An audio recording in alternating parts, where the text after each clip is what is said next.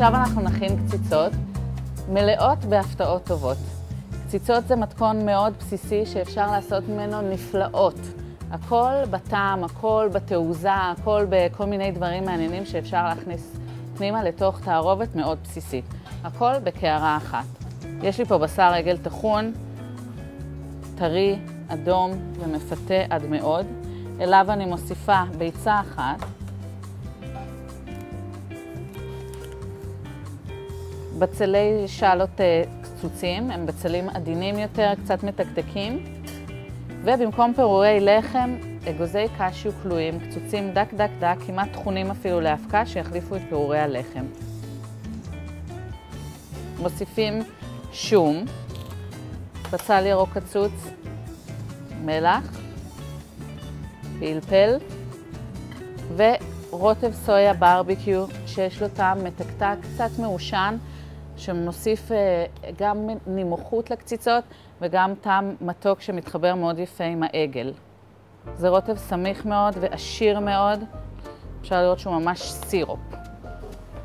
וכדי לקחת למקום אחר, יותר עוקצני, יותר חריף, יש לי פה רוטב קרי אדום, שנותן ממש אומף לטעמים של הקציצות. הרוטב של הקרי האדום גם הוא מאוד מאוד סמיך ומטובל, ובעצם מספיק מעט ממנו כדי לטבל תערובת שלמה. ואחרי שיש לי את כל אלה, אני מערבבת עם הידיים את כל המרכיבים, את כל הטעמים, מרגישה את התערובת. אני יכולה כבר להריח ולדמיין איזה קציצות נפלאות תכף יצאו מהמחבת.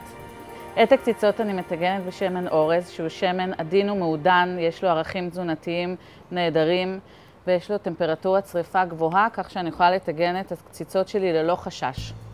אני מכינה את הקציצות ומצפה אותם באגוזי קשיו טחונים לא כלואים. את הצבע שלהם הם יקבלו בטיגון.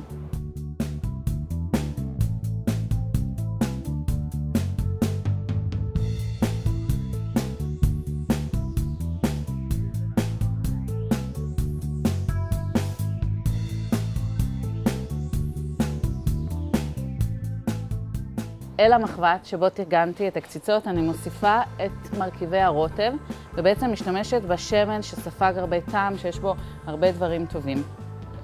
אני מוזגת לימון סחוט, מיץ גזר, קרי אדום, מירין שנותן גם טעם מתקתק, מעט סוכר ומעט מלח.